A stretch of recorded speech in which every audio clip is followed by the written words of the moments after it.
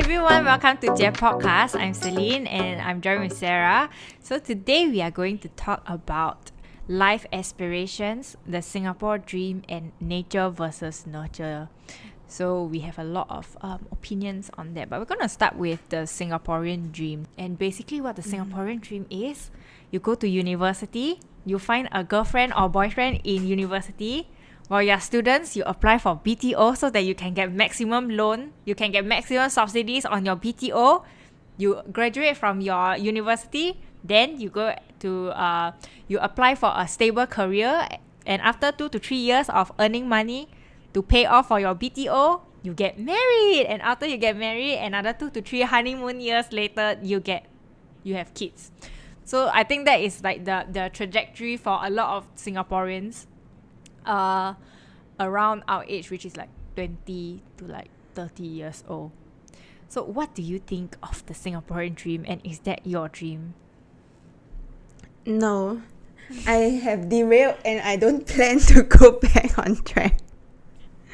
I have no regrets about derailing. Where have you derailed? I never liked the concept of BTO.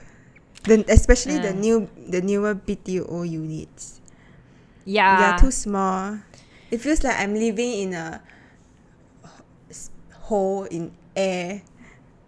Okay, so actually the BTO, we will talk about that more in detail, because there's actually quite a lot of things about the BTO that maybe we don't really agree with. But actually for me, I feel like I'm quite on track with this Singaporean dream. So I did find like my boyfriend while I was in university. We have just gotten our BTO after 5 years together. Yeah, then now both of us are masters. So after that, we are going to get our stable career, go back to Singapore, get married, have children after we are 30. So yeah, I feel like we are both quite on track for this Singaporean dream. And how do you feel? Do you feel proud? I don't feel proud. Like, what do I feel proud about? But I feel that like you lived up to the society's expectation. I know. Like you're going to contribute to the birth rate. You need to thank mine also. So it's 4. I have my biological clock has not started ticking yet. So it's just a plan. It's just a plan that eventually I feel like I would want to have children. But the key phrase is not now. And I don't know when, but not now. But after I come to London, I feel like London has a very different. The people in London have very different like plans for their life. And actually, you know what? The whole time that I was in Singapore, I never really thought of how I would live life any other way. Because if anybody asked me like what you plan to do for the next few years, I would say exactly that. I wouldn't even have like thought to do differently. But I realized in London, people are very like, I don't know. Maybe they some people like when they're young, they would like to do like travel for a long time, like 1 to 2 years, really taking their time to travel around, which is something that is not very common for us. I think for us, a lot of us after university work. And yeah, once you get a job, you won't stop your job, especially in your mid-20s when everybody is like chonging for their career. So yeah, I was quite surprised. Then I was like, I've never imagined a life that was different than this. But I'm okay with following the Singaporean dream actually. Yeah. Just the kids part. Don't know when I'm gonna do it. Maybe I would have sung a different tune if I gotten a boyfriend in uni. Yeah, okay, that's true. Maybe I would have lived the Singaporean dream if I had a boyfriend in uni. But I mean, especially after I went for my exchange, and then I got to see a lot of things, and then I get to see like different things. I feel like there's so much to explore, and that the world is so big. Yeah. And if I just like followed the Singaporean dream, I feel like I would miss out on a lot of things. I mean, it's like you had to sacrifice some things, right? Yeah, like for from sure, like for single sure. life to married life. So it's the same thing lah. I feel for me, the thing that will cause me to sacrifice a lot is children. That's why I'm still quite hesitant on when I would like to have kids. because for me now I'm in London, I really have plans to, be in to stay in different parts of the world for an extended period of time. So not just go there for holiday, but like really, one place that I really would like to go is Korea. Stay there for a while. So now I'm like learning Korean, and maybe one day I can just stay there for maybe like another 2 or 3 years. I think that would be very nice. Or like even or US. So I actually also that's one of the major reasons why I'm not really interested in having a child now. Because I have a child, then I mean like I feel like most kids, right, they want a stable life lah. There are a lot of those. I mean, you should lah. You should, if you have a kid, you should give them a stable life. Yeah, no, that there are some people who they bring their kids along when they go and travel. Then their kids will be like international school, and then they always take them out in and out of the school.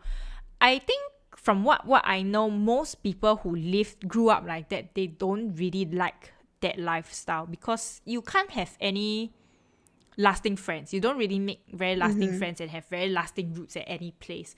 So I feel if I wanted to have a kid, I would also want my kid to be close to where my family is. Just for, like if I need help, all that kind of stuff.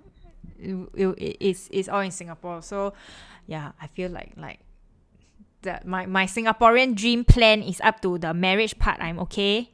The children's part is to be confirmed. So what is your dream? If you are not following the Singaporean dream, what is your aspirations and your life goals for the next few years? I mean, right now I'm on a trajectory to be a scientist. So it would be nice if I can do my PhD soon and be a scientist forever. I don't plan to like explore other types of, for now I don't plan to explore other types of career. Okay, then what about for you? So for me, actually now I am in journalism, but when I was younger, I always wanted to be an artist. I think that was the first thing that I wanted to do, because my grandfather was an artist. He still paints now, but he was an artist for many, many years. And I remember as a kid, I always will bring like all my drawing blocks and paints and markers or whatever, and then I'll bring it to his house, and then I'll sit with him in the kitchen, and then he would draw and paint with me. So I really enjoyed that time, and that was one of the things that I was very interested in when I was growing up. And I think I was quite good at doing art last time. Then after that, when I grew up, I kind of got the idea that doing art was a unrealistic dream.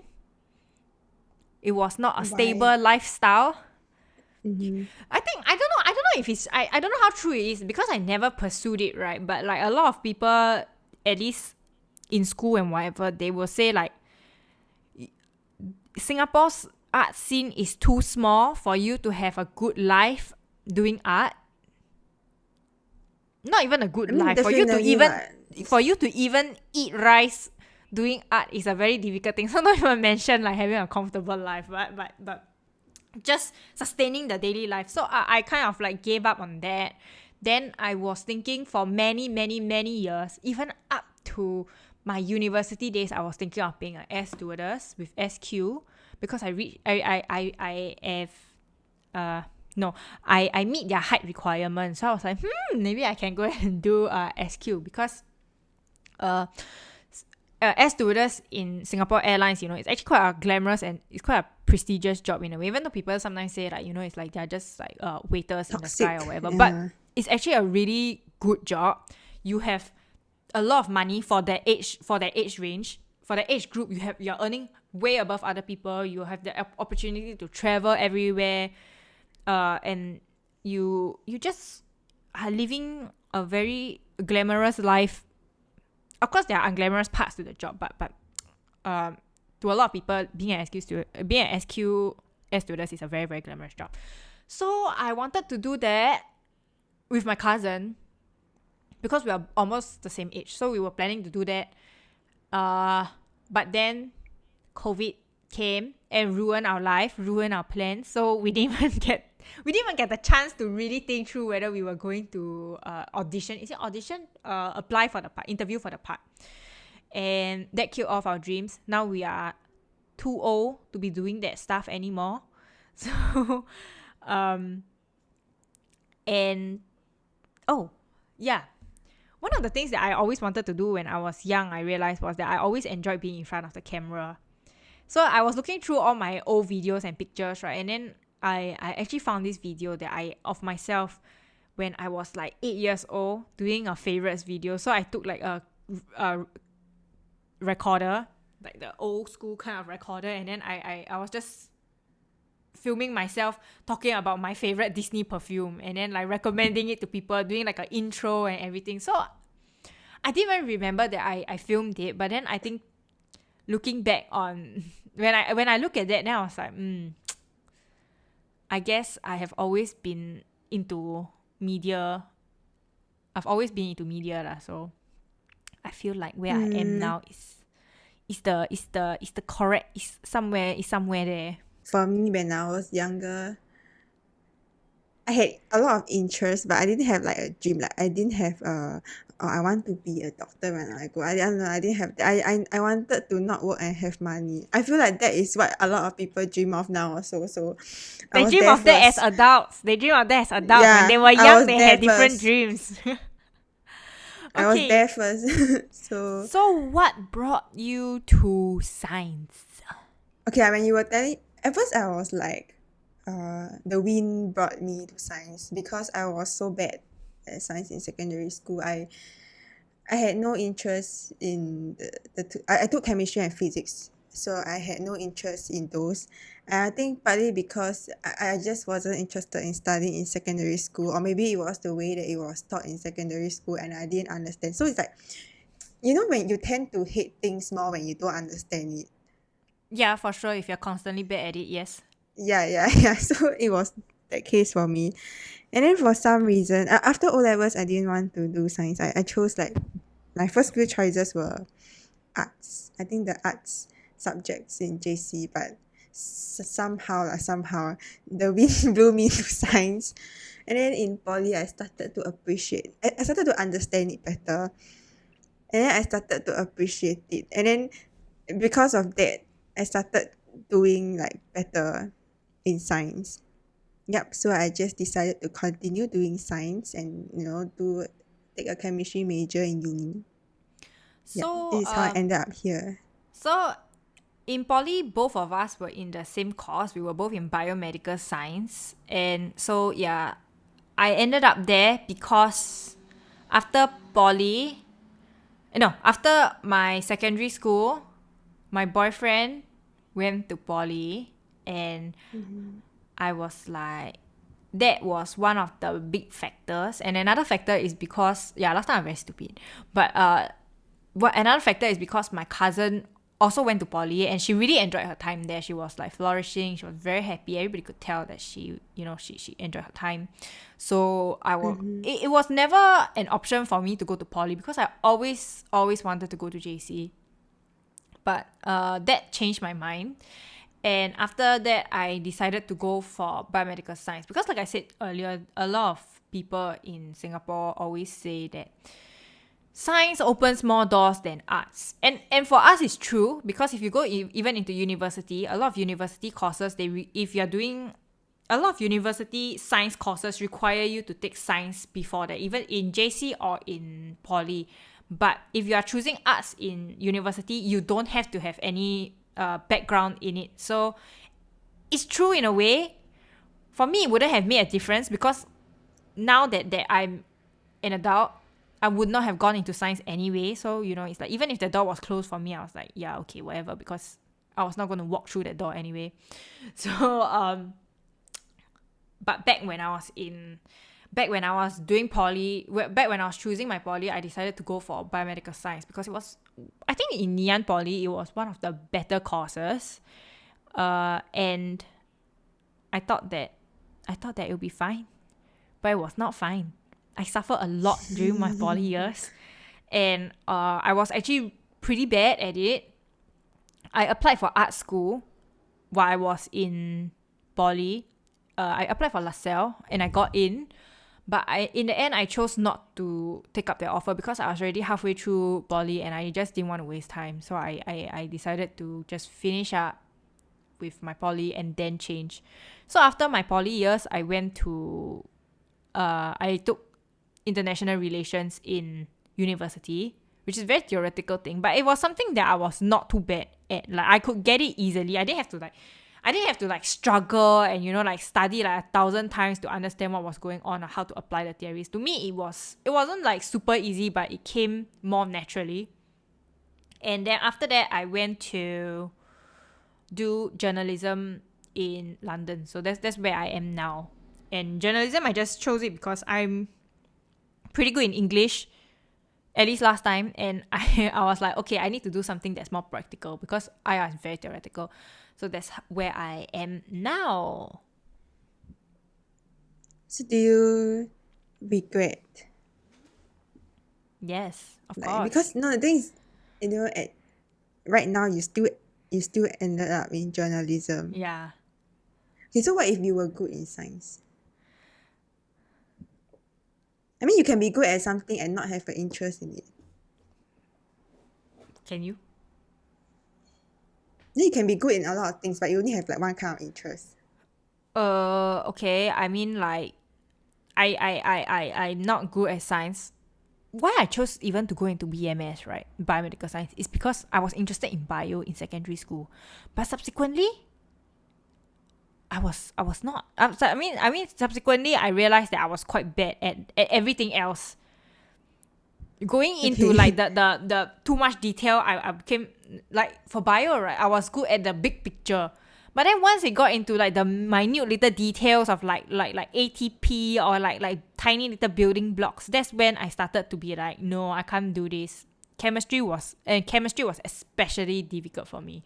So You barely took chemistry. As in, you barely took chemistry in poly. we didn't make we did what? We did, but it was bad. It was barely there. Whatever was barely there I was still there at it.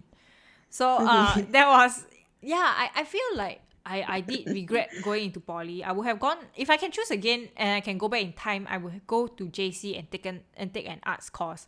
But I know that even back then when I was applying, right, I would have gone for a JC science course. And then I would have regretted it because I would also be suffering. So Mm-hmm. anyway, so I wanted to say it's very difficult, right? Because my life now, a lot of how my life turned out now is because I went to BMS. Went to Biomedical Science. So actually, it's because I went to Biomedical Science that I met Sarah, and through Sarah, I met my current fiance. So, It's it's time that you do something for me as well. yeah. Find a husband for me. So Sarah, it just happened that Sarah was the one who very kindly brought me to join her cell group.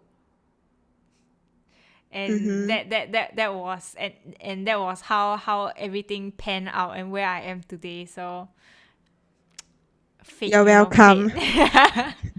That's why you're one I'm of my just kidding. I'm just bridesmaids, kidding. that's why one of my bridesmaids.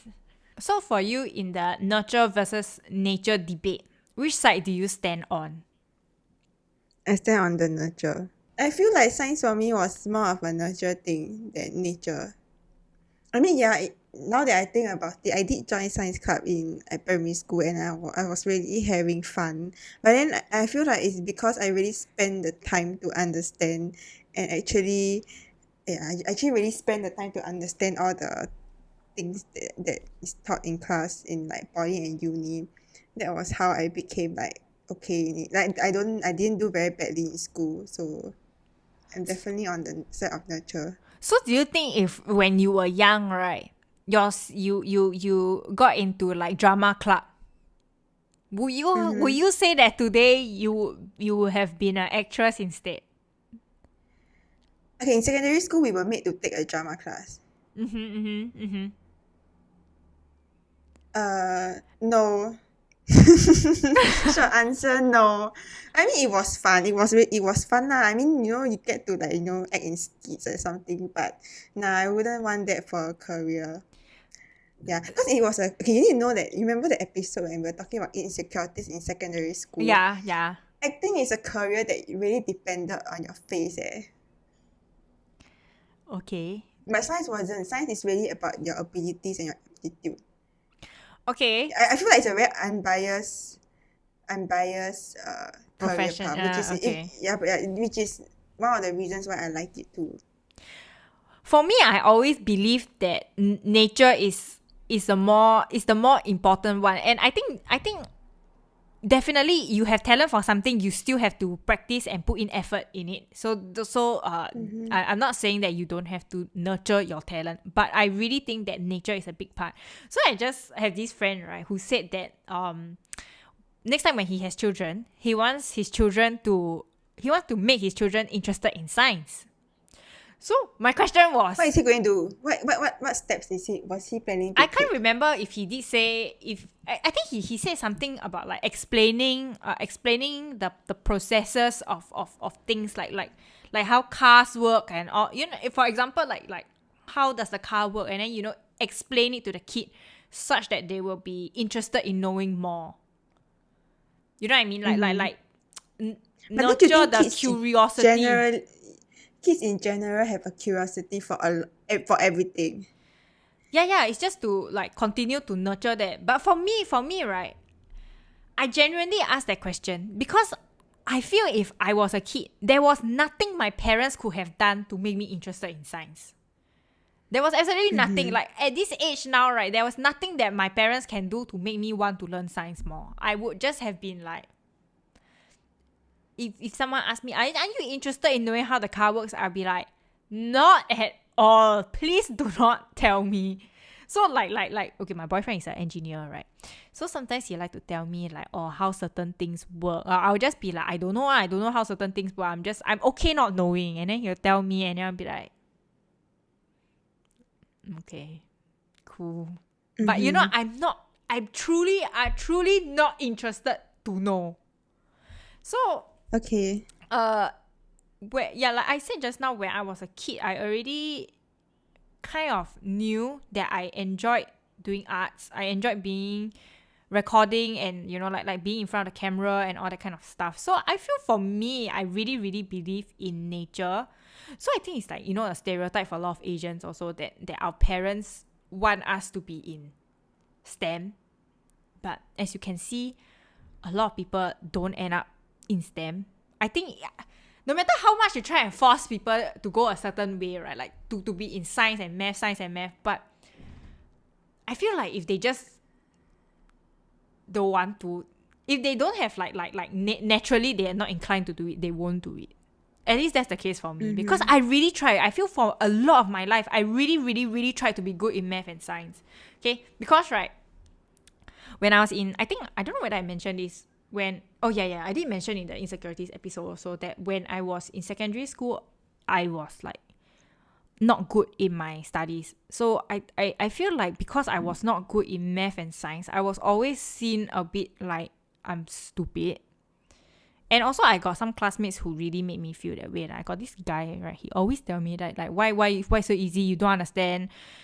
So I feel like even though I was good in language subjects, which I did do very well in the end, language and like social studies, all that kind, geography, I did do better in those. But it's because my math and science is always no good, that even sometimes I feel like the teachers make me feel a bit like dumb for not being able to do it. So it's something that I really tried for a long time in my life to be good at, before I just accepted that, yeah, this is, I mean, like I did, right? Because after secondary school, I still went into this stupid biomedical science, which I couldn't do. So it's like, for me, it was a really, really long time that I tried to be good at it, but I just couldn't. When I was in secondary school, I was doing triple science, by the way. I was doing bio, physics, and chem, instead of doing any art. So even when I took geography, it was a half subject. That's why I really feel like nature is a very big part of this. I really feel like nature is a very big part, more important than nurture, because I feel like like for you, like you said, no matter if even if you grew up as a child, if you were a child actress, I don't know whether you will still have the interest in it today if you weren't like Uh-huh. born with it. So that's how I feel. I feel like I'm on the side of like nurture, right? Because it happened to me before. Okay, so basically I had no interest in math. Like even up to now I have no interest in math at all. But then in secondary school, I mean like you lah, I did very badly for math. But then towards the last 3 months before my O levels, I just decided to get it together and just keep practicing like the questions, revise my mistakes, and keep like doing again and again. And okay, I did quite well for my math, both my math for O levels. So I think this is one of the reasons why I'm on the side of like nurture more than nature. The next question is, so next time when you have children, right, and you said before that you want to be a mom, will you ever consider being a stay-home mom? Maximum is 1 year, and I feel like that 1 year is for me to recuperate, not because like uh I want to be a stay-home mom. I feel like I want to be a working mom. I just want to have a job. Okay, I have to admit that I really okay, if let's say after becoming a mom, by the time I become a mom, I find a research area that I like, and I actually like my job.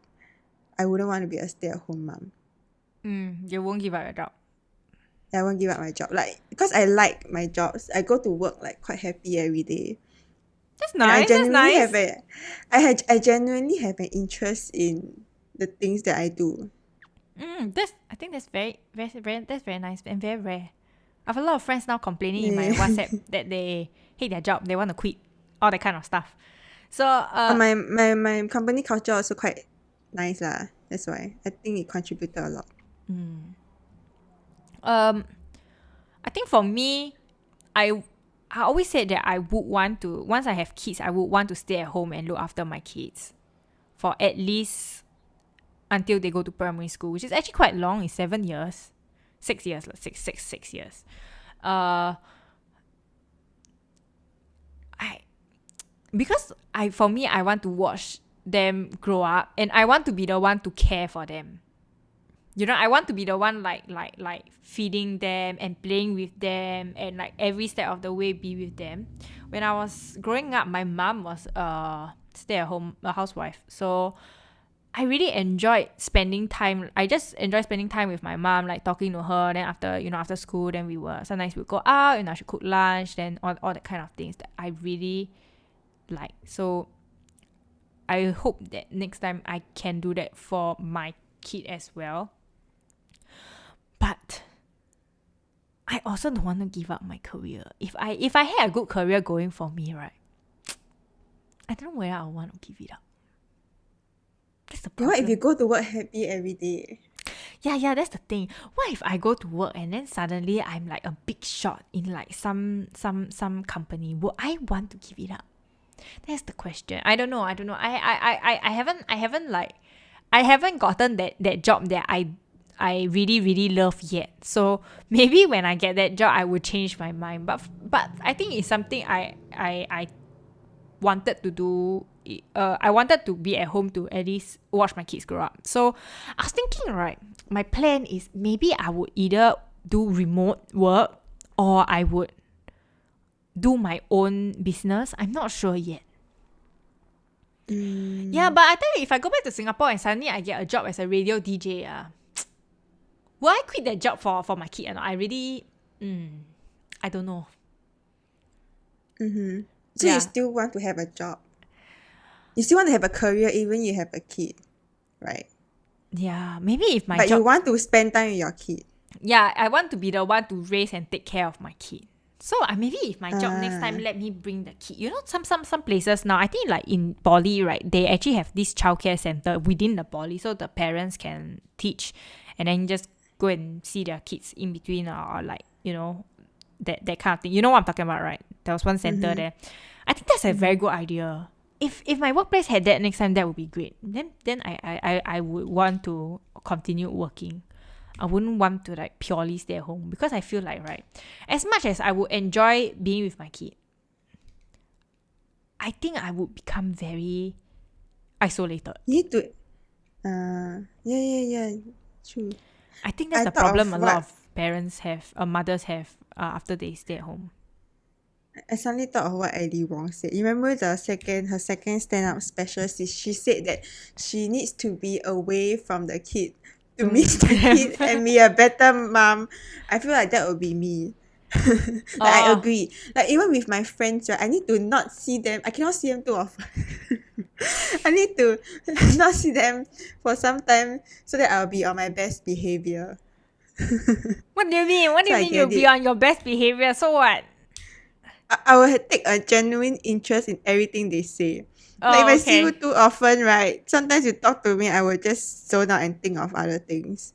Oh, I think that's true. I think that's true for parents as well, because you kind of like take the time and the time you have with your children for granted. So I don't know. I'm still figuring out this delicate balance of where I'm going to be. But like I said, that's why I don't plan to have children anytime soon. They're too big a responsibility, and every small thing, this different topic, right? Every small thing you do, it kind of feels like nowadays everything that you do, it will have lasting repercussions on the kid. You know what I mean? It's like a lot of people online say, right, like last time my mother used to do this or my father used to do this. So that's why now I'm feeling like True. insecure. So yeah, I feel like in a lot of ways it's true. But I mean, even the whatever the bullshit the secondary school teachers did, we still remember up to now. What? yeah, So what but more like your own parents? that's why it's like it's such a lasting thing, right? I cannot I feel like at this time I just cannot be responsible for ruining someone's life now. Yeah, that's why I'm like still on the fence on what I'm going to do. But don't you think when you are in your 30s, you're going to have the same concern that you are going to ruin your kids' life? I feel like even if I'm a mom in my 80s, right, I will still have that worry that I will ruin the kid's life. I don't know whether this is an age thing, but I feel for now I am not very okay. I feel like over the years I definitely have matured in terms of my emotions, learning to control them more, and dealing with situations. If I had a kid when I was in my early 20s, now I'm in my mid 20s, but like if I did have a kid when I was in my early 20s, I feel like I would have been so much more volatile. So having a kid in my 30s, I'm sure that by then I would have matured even more and just be more stable. Myself, my own life, if my own life is more stable, I think what life I can provide for my kid will be more stable. Like when I was in my early 20s, I was like, I don't know what I'm going to do for my career. I don't know how to go into university. You know, what am I going to do? What am I going to do? What am I going to do? Where's my money coming from? Now that I know what I want to do, I still don't have money coming in. So if you ask me to be a mom in the next few years, I feel like I would still be very unstable. But I feel like maybe in my 30s, I would have matured a bit more to be more like, this is what we're going to do. So that's what I mean lah. That's what I mean. And it would be easier for me to deal with my children's emotions if I am not extremely emotional myself. But don't you feel okay? I think that's a good thing being a young mom and an older mom. It's just like when you are ready to do it. Yeah, Because I I'm mean, just younger saying for moms me. have the smaller generation gap, you know. So it's just when you're ready lah. Actually, my friends who have some of my friends who have moms who are smaller generation gap, they also say that they like it because their mom is like, you are more like a friend lah, more of a friend as when you grow up. So I think that's nice as well. For me, it's not something that I want. It's not something that I really care about. Anyway, I'm already 25. Unless I have a kid in the next few years, we are going to have a big generation gap, so it doesn't really matter to me anymore.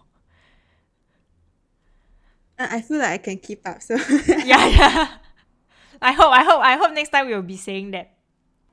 Oh yeah, I also wanted to like now I wanted to add on that because of COVID it totally like not derail but it made me like rethink about my life, and then I realized that nothing is certain. So I'm very like open to changes now. So that when people ask me where do you see yourself in 10 years or like 30 years, it's a very arbitrary thing to me. Like I cannot give you an answer. Mm, Yeah. life lessons from COVID. So that's all for today's episode of Life Aspirations. Let us know what are your life aspirations, and if you are facing any quarter life crisis, or you know what you want to do. We're always interested in knowing. So thank you so much for watching, and we will see you next time. Bye.